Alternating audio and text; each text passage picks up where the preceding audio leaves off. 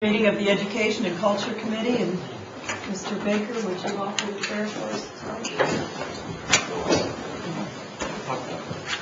Our gracious Heavenly Father, we just thank you for this day and for this life-giving rain, and yesterday was Mother's Day, and I just wish that each and every mother was blessed and had a wonderful day, and we should remember not only that day but every day. Please guide and direct us that we might do your work and watch over our troops overseas and at home and their families, and give each and every one of us your wisdom so that we might make the best decisions for our people. In Jesus' name we pray. Have a roll call. Julia Hess. Here. Don Garvin. Bill Anglin. Here. Bill John Baker. Here. Jack Baker. Here. Harley Buzzard. Here. Brad McCobb. Mommy. Joe Crittenden. Here. Jody Fishinghawk. Oh, here. Meredith Braley. Janelle Fulbright. Here. Chuck Hoskin Jr. Here. China Gloria Jordan. Curtis Snell. Here. Chris Soap. Here. David Thornton. Kara Cowan Watts. We do have a quorum. Next is approval of the minutes. I move to be approved. Do I hear a second? Second. All in favor, say aye. Aye. Any opposed? Thank you. And we will move to reports, and first we have Career Services. Is Kelly here? No? No one from Career Services? Okay. And so we will move to the Executive Director's report. Dr. Morton. Thank you very much. You have our reports from the various departments. If there are questions, I'll try to answer them or find someone that can. Ms. Gordon? Dr. Morton, have we been able to implement your suggestion from a while back where we were going to do away with the time limit on filing for the scholarships? We were able to this semester because we went ahead and funded the late applicants who qualified. And so we were able to fund them, and we won't have any problem, I don't think, doing that this summer. We've set June 12th as the as the deadline date, realizing that many students as well as parents may not make that decision by June 12th. So what I would like to do with council's approval, it would be to use that June 12th as the chop-off date, and then those that may apply after June 12th, we fund as money is available in the order that they are received. And is that what you're suggesting to the council? I think that would solve a lot of problems. I would ask to put that in the form of a motion then, that we take the recommendation of Dr. Morton on having the deadline, but if people file afterwards and there's money sufficient to provide funding for them, that we continue to fund till we Second.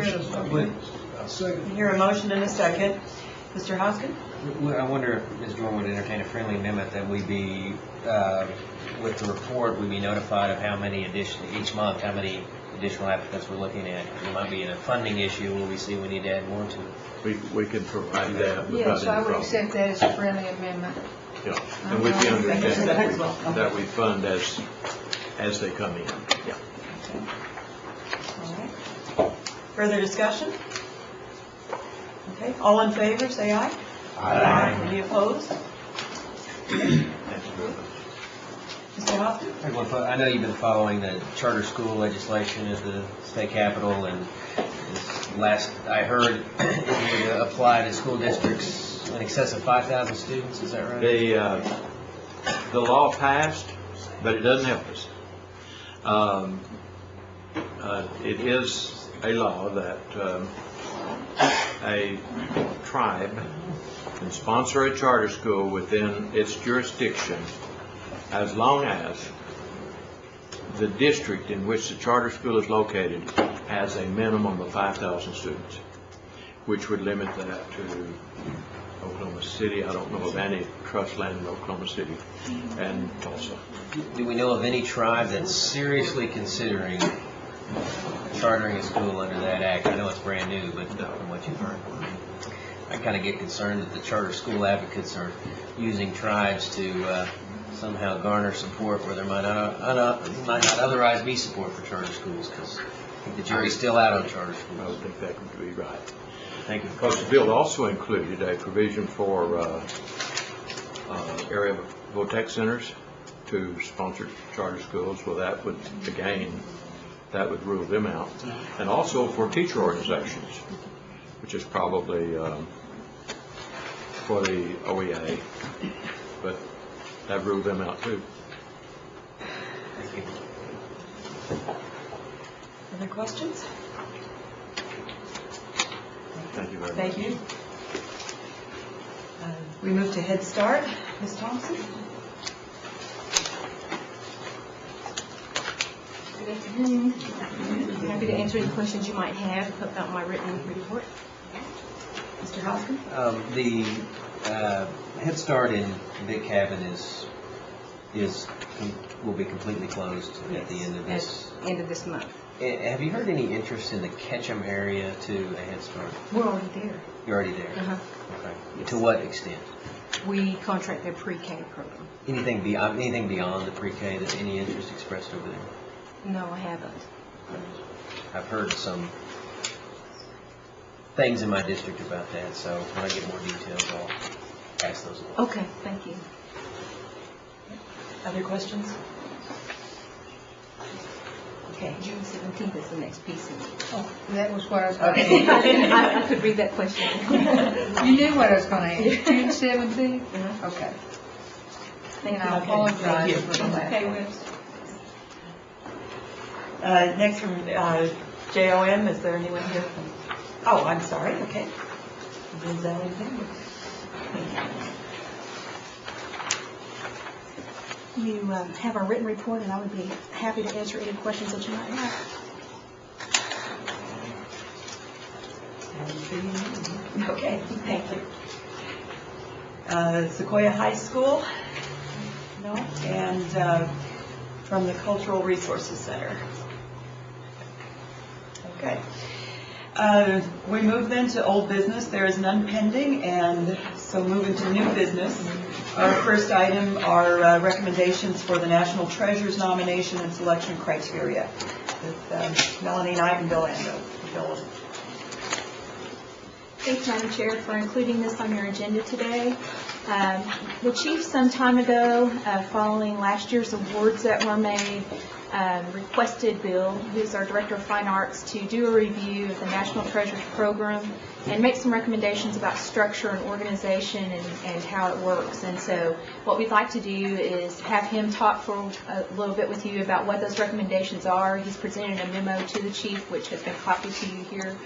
I believe that those recommendations are very consistent with what the chief was looking for in terms of setting up the National Treasures, organizing it, and revamping it, so to speak, under the education program. So with that, Bill, if you come, please. Thank you. Yeah, this is somewhat of a working document because it is somewhat of a working plan. The recommendations are recommendations. The comments are suggestions at this point. And some of the comments are certainly happening at this point in part.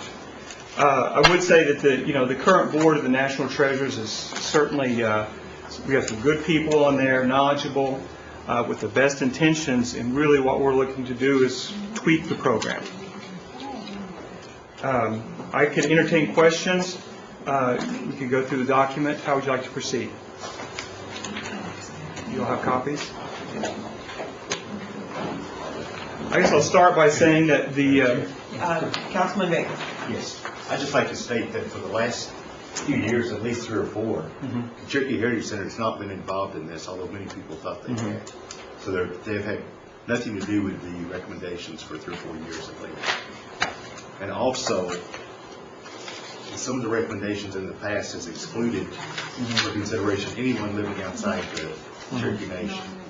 And I would certainly hope that that will not be part of the recommendations in the future. Well, I addressed that directly and somewhat indirectly. I address the Portage County jurisdictional area directly, and I think if we're going to make any decisions immediately, that would be one of the decisions that we would make to go ahead and strike that requirement for national treasures. I would agree with that. I included a copy of the resolution. The Historical Society, the Heritage Center certainly has an important role to play, and they have played an important role throughout the years of nurturing this program and keeping it going, and I think that's the direction that should remain. I think the big question, of course, is how decisions are made. What is the ownership of the program, and who's primarily responsible? The resolution says that the Cherokee Nation has ownership over it and is currently budgeted through Education Services, and so I would say that would be the path that we would continue to take. I gave a comparison to another organization, which is the City of Tulsa Arts Commission. I'm chair-elect for the Arts Commission and have a pretty good understanding of how that works. And I really think that we should look at this organization like city and state arts commissions are run. The City of Tulsa Arts Commission, for one, as I said in my memo, all of those 11 commissioners are appointed by the mayor and approved by the city council. So I had to go to a committee meeting much like this, and then had to be approved by the city council. Other commissions would split the group half and half. Half would come from the council and half would come from, say, the mayor, all of which report to some other authority, either a mayor or a board or whatever. And that's really my primary recommendation, that we change the way in which decisions are made and responsibilities. So the new commission or board of the National Treasures would, one way or another, have to be approved by this body. And the final decision about the final decision would be based on a recommendation from the group, and that recommendation would have to be approved by, and that's to be determined, the principal chief or this group. But I would think that this person or persons being our national treasure really should hold that much importance that they do have to be approved by a greater body. And I think that kind of dialogue will help take care of maybe some of the past concerns that we had. And then in terms of being able to appoint the members of the group, that will allow the input from the various parties that have interest in the national treasures. Mr. Baker.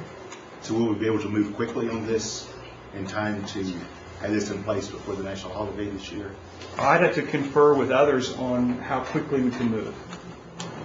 I think, well, I'll let you answer that. Well, I think that we can go ahead and take care. If we go ahead and say, okay, this is established ownership, this is a Cherokee Nation program, I think at least for this year, it's going to take a little bit to change the bylaws. At least for this year, we can say that the recipient has to be approved, that the current board is making a recommendation, and there has to be an approval process from the chief and or the council, and that conflicts of interest issues should have been addressed already. They should be following the Open Meetings Act, I believe. They should be following Robert's Rule of Order, and there should be abstentions where abstentions are appropriate. We cannot create a knowledgeable body to judge national treasures who will not have conflicts of interest. If you did that, then you would take away all the best and the brightest, and you'd end up with somewhat of a mediocre group. But if they follow the Robert's Rule of Order, and when there is a conflict, if they abstain, then there shouldn't be a problem. Ms. Fisher? Yeah, these are your recommendations? These are my recommendations, yes. Okay, on number 6? That's a comment, yeah. I would like to see it done at the holiday, and to let our speaker and maybe our head of executive and finance award it at our holiday. That means you, Miss Meredith. You want to address that? Yeah, I'll put it in form of motion. We've been currently doing it State of the Nation, but Yeah, but yeah, I'd rather do it at the holiday sometimes. Sure. I'd like to put it in form of a motion. Or can we do that? It is presently done at the State of the Nation during the holiday, is it not? Yes. Okay, is it during the Yeah. holiday? Okay. But these being Continue doing it at that time. Yeah, but these being people of national honor, I think that we should welcome any opportunity to bring them out front. Oh, this is Ms. Jordan.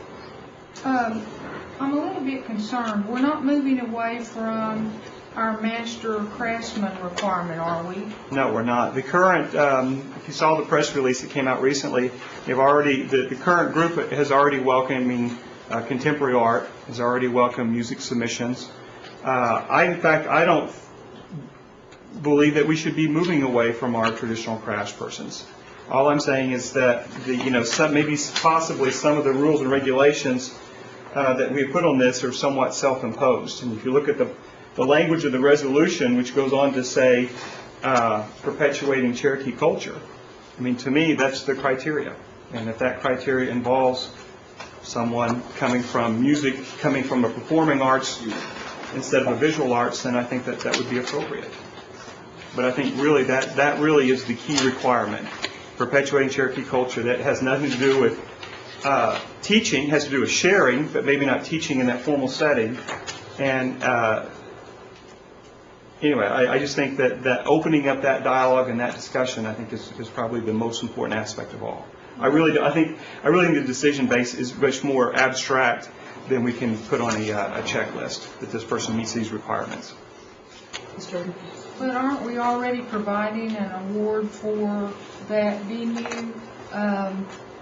We have them in, I can't, maybe Councilman Baker, you might be able to, it's an award that they give to like our national type singers and performers in the spring. They're giving it to them in the spring, and it escapes me. I thought it was the Heritage Center that was doing it.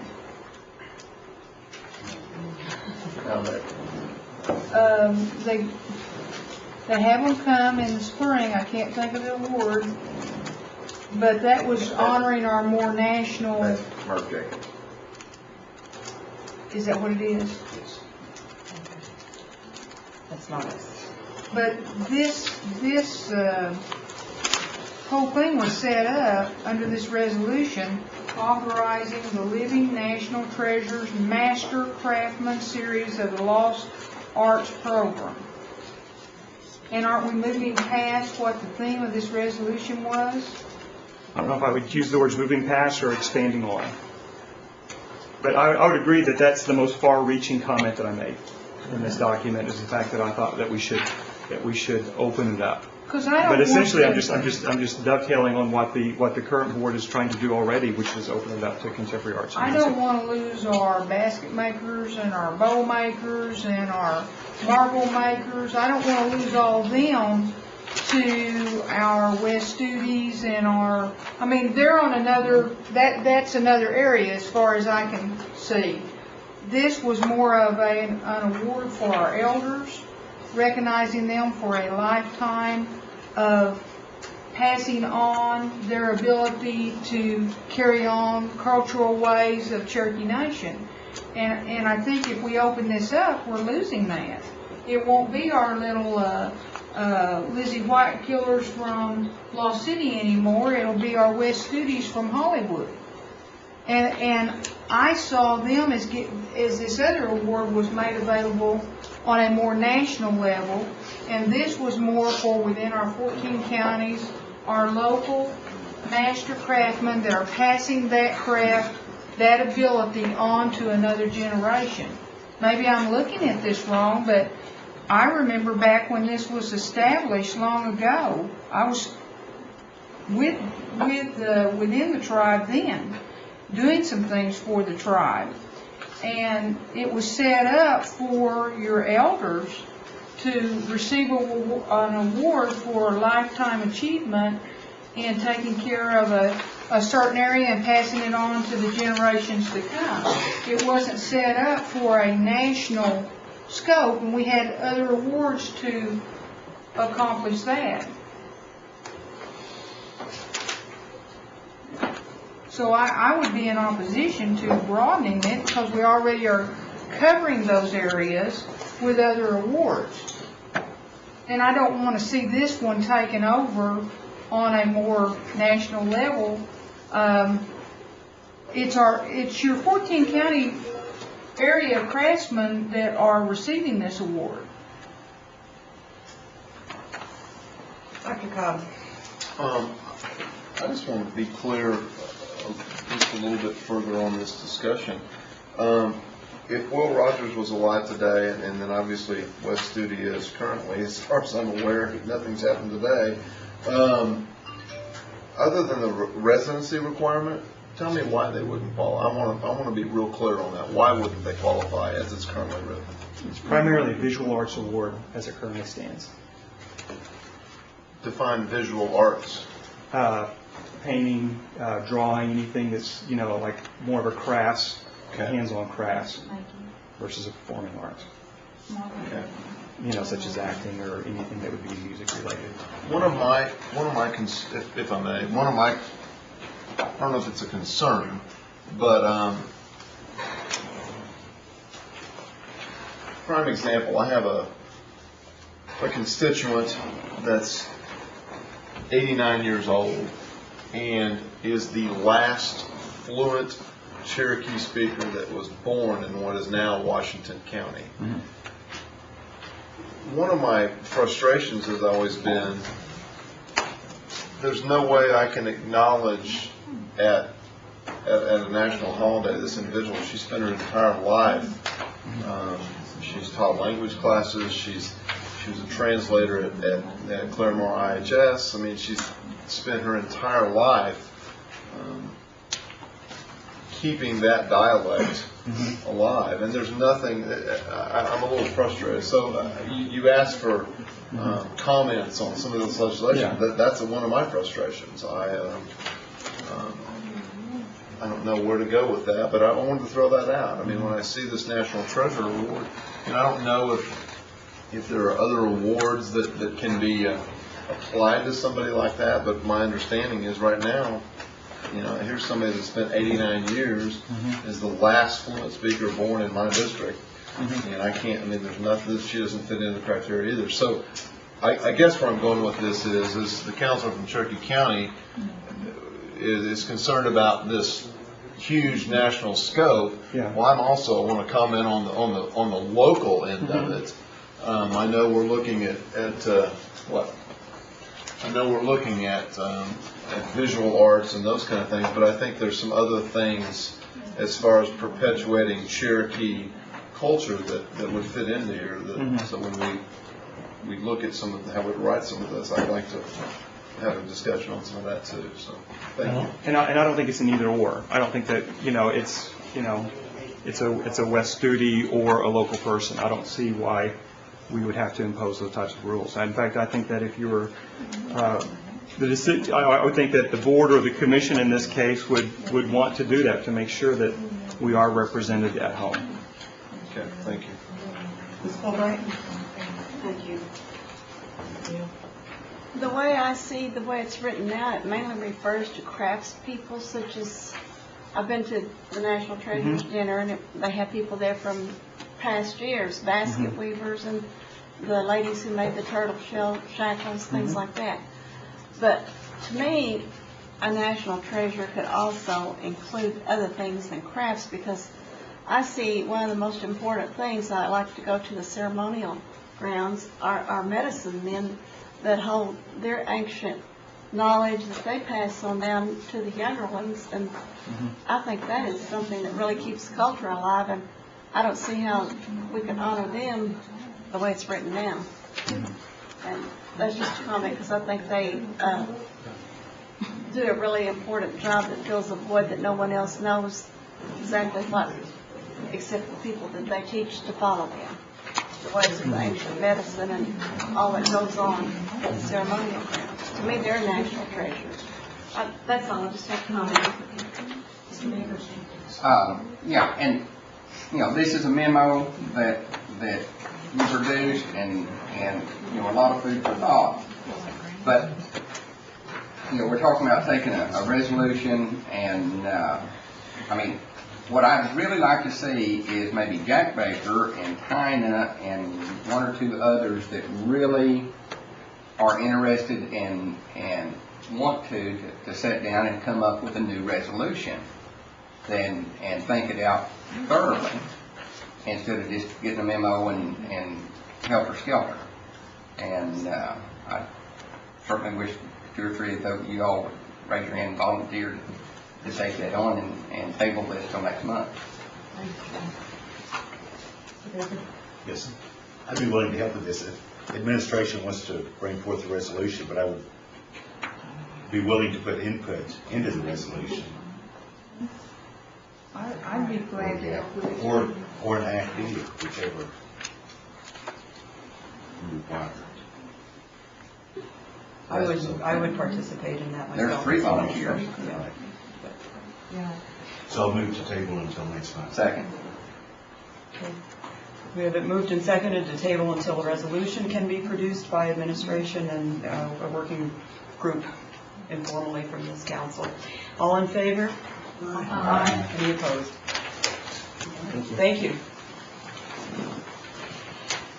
Next, we have a presentation from Cultural Tourism.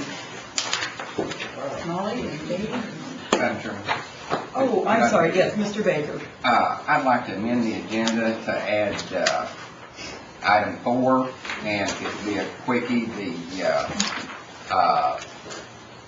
optometry school has a lot of equipment that apparently we used to have the program, now they've got it, and we're constantly having to send our guys up to make sure they still got it. Some of it's obsolete and all, and so I'd like to have an item on here where we can donate that equipment to the school of optometry, just to get it off our books and out of our warehouses deal.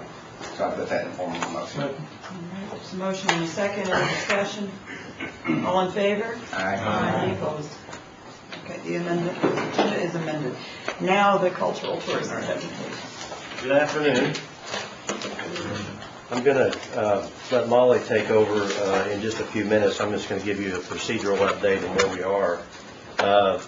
Just want to keep have dialogue with the council on what we're doing. It's been a couple of years. We've been working on the plan. We've made some great strides. We handed out the strategy document, so I hope you've had a chance to look at that. And of course, we're right in the middle of 2 or 3 projects. The seminary hall is completed. Supreme Court we're in the middle of, and the Ross Cemetery and Ross School we're in the middle of. And the structural analysis reports are prepared on the Capitol and some other buildings. So the next step is we're taking tours. Tours have been ongoing mostly with children, but we are marketing it to people that are staying at the casino, and we have some of that collateral. The book will be handed out. Molly has a copy of that, and also it's in a semi-final form, the advertisement campaign that will start running on television pretty soon. So we wanted to be sure you saw that as a first run. I think there are some minor changes to the ad that will be in its final version that will be changed from this. I think we were going to change the Will Rogers piece to be a little bit different and maybe the ending. But so I'll turn it over to Molly. The department's done a great job. We've made some personnel changes, so she'll introduce you to some of those people. And everything is going very well. I think you'll find that it's very professionally done, represents the tribe very well. We have previewed it with the chief as a matter of process, and so now we'll let you take a look at it. So I'll turn it over to Molly. We have a question from Mr. Buzzard first. David didn't mention the Swain Courthouse. I know where it was last time, but are we moving on anything? I'll turn that over to Molly. Molly, you want to update on that as well? I'll just let you do that. Sure. All right. Good afternoon. Thank you for allowing us a special time. I know we're usually just here quarterly. And Mr. Buzzard, on the Saline Courthouse, we have, I think, just finalized the stabilization efforts for now. I don't think we have any capital going toward the courthouse. I'm looking to Steve and Travis to help me. I'll introduce them in just a second. Are there any updates other than the stabilization efforts? Certainly, there's a fair report, and we distributed that to some over natural resources, management resources, and some funding. We're looking to get some estimates on that through the architect consultant on the master plan property. So we're working with the Nation's Resources Department on the master plan. Thank you. What we wanted to come to today to present is we've talked over the last several months about our sales efforts, and I think we talked last time we were here about the launch of the website, www.CherokeeTourismOK.com, which you can actually go to the website now, book a tour. We have 4 defined tours available, or we're customized tours for people. But what we are preparing to launch is an advertising campaign, including some print ads and television ads. So we wanted to bring those to you for preview before they're launched to the public. The other thing that Mr. Stewart mentioned is we have had some changes in the structure of our Cultural Tourism Department. As you know, Talisha Nichols, who's been with us and started the program, she has transitioned to a position still within CNE, but she is working at Will Rogers Downs in a sales role, taking on the sales of that property, which is a good fit for her. She lives in the area and is very familiar with everyone there. But I would like to introduce Steve Rush and Travis Owens, who have been part of the program for almost 3 years and 2 years. And you guys can stand up. And Steve and Travis are both Cherokee citizens, and we are very fortunate to have them. We have divided some of the responsibilities between the two of them. Steve is handling what I call all of the outbound activities, or marketing to guests. So anything marketing, advertising, PR, the tour guides, anything that touches the guest in a direct manner, where Travis is managing more of the infrastructure side with the construction, exhibit planning, more of the internal focus. So you'll probably see them at meetings present with me, and I may look to them for answers like I did today. So if there are no other questions, I'd like to hand out the brochure we have drafted.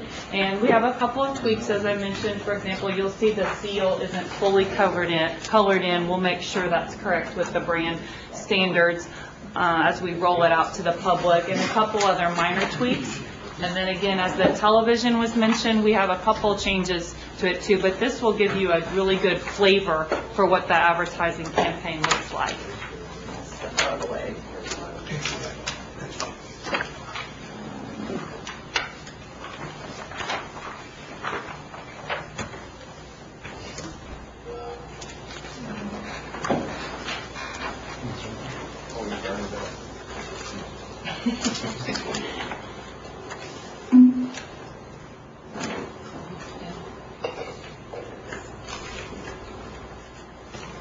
We did test this before, so we know it works.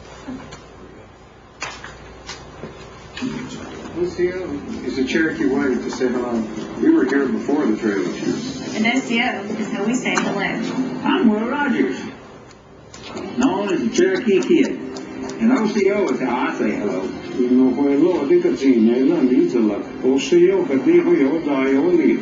Say hello to the beauty and wonders within the Cherokee Nation, located in northeastern Oklahoma.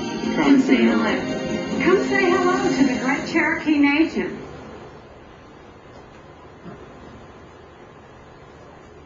You want to play it again? Once you play it again, make sure you get a chance to do it. He has to sing again.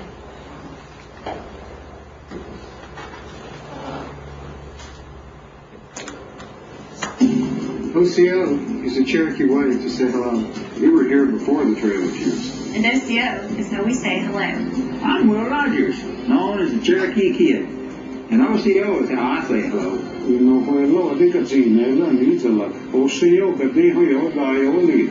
Say hello to the beauty and wonders within the Cherokee Nation, located in northeastern Oklahoma. Come say hello.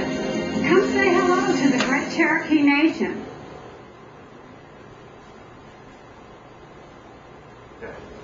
As we mentioned, there's a couple of tweaks to make to that.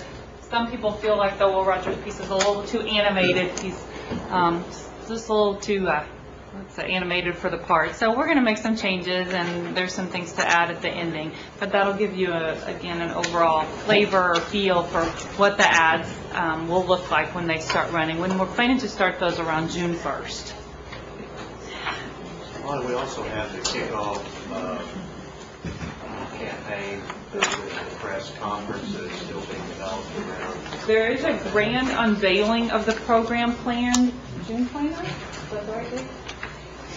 June 28th. I'm sure we'll be sending out invitations for everyone, but we've checked calendars, and we're planning on the Lieutenant Governor attending. Of course, we would invite everyone here to attend, but this will be a really unveiling to the press and the public about our programs and what we're offering.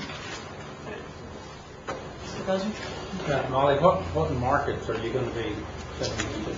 Do you have a copy of the media plan with us? I know it's going to Tulsa, Springfield, 5-state area, so Missouri, Arkansas, Kansas, definitely Oklahoma, Tulsa and Oklahoma City region. So it'll be a fairly broad TV campaign for us. Is your plan to market internationally?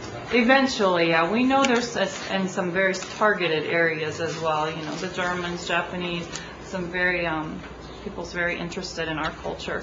But yes, definitely a plan long-term to market internationally. I do have a copy hot off the press, so I don't have one for everybody, but you kind of pass around the new magazine, and it kind of, we've already talked a little bit, West Scooty is actually our cover story for this month's magazine. The May-June issue is really focused on culture and art, and you'll see July and August focus more on our hard rock branding. So I'll hand these out, and again, you may have to share a couple, but you will be the first to see them. They are hot off the press.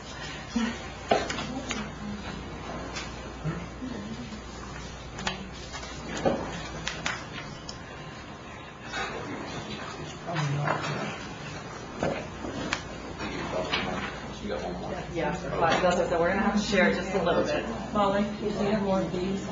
Do we have any more of that? Yeah. This one. This one up here. Is there one there? Okay, I have one over there. I guess we just. Yeah, we can pass. That's fine. That's fine. Okay, we found it. Mr. Hoskins. Thank you, Madam Chair.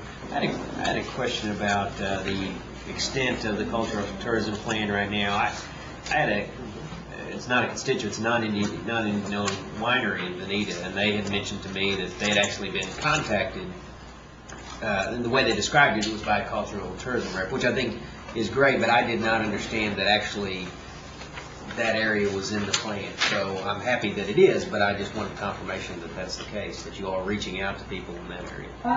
Steve, you may talk about just your history in the department, if you know what partners have been contacted, businesses, or...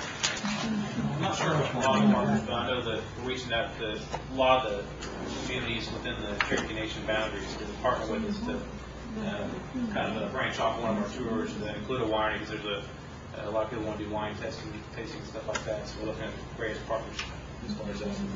Yeah, I know another example is I met with somebody from the Bartlesville CVB who was just very interested in our program and what we can offer, because she says as people come in to visit their city, anything that they can offer to allow people to stay longer in their community will of course infuse more dollars into their community and into our culture and our tours. So we're working on some partnerships like that as well.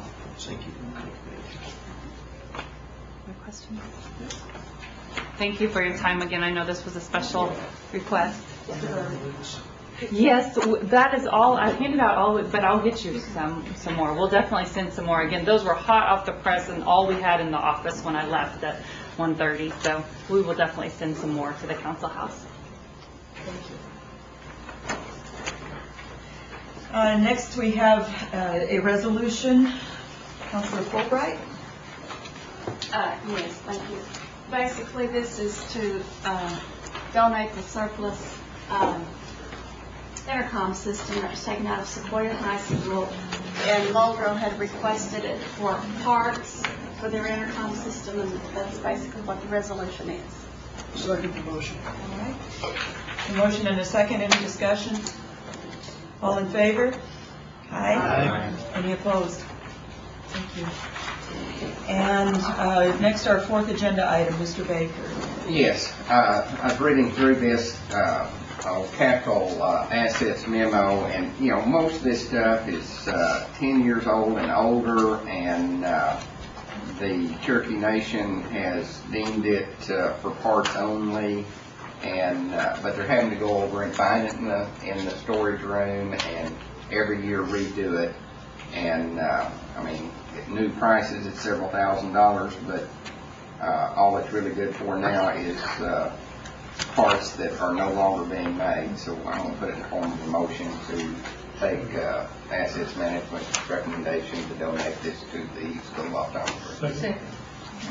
Motion second, Dr. Cobb? I would ask that we move this to Health Committee, not because I don't think it's probably going to do what we want it to. It's just that Cherokee Nation Health is unaware of a lot of this. They just want to look at the inventory real quick. I don't think it's a real problem. Okay. But if you don't mind, we just move this to tomorrow's Health Committee meeting.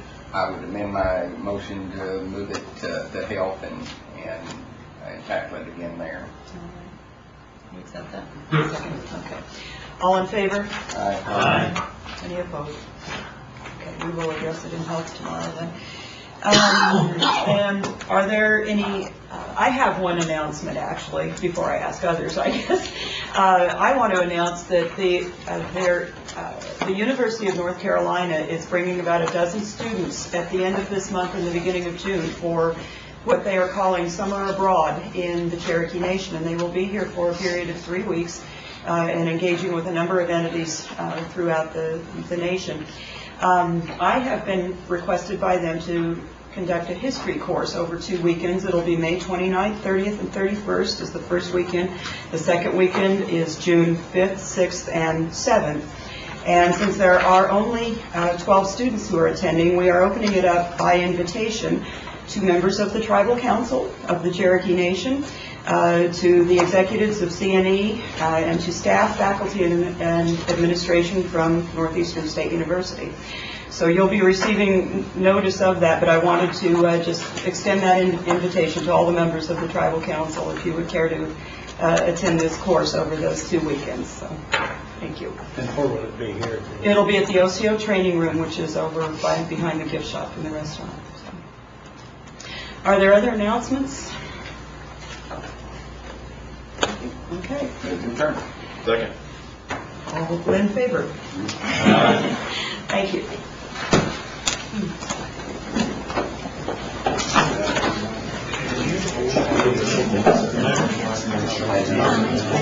Yes.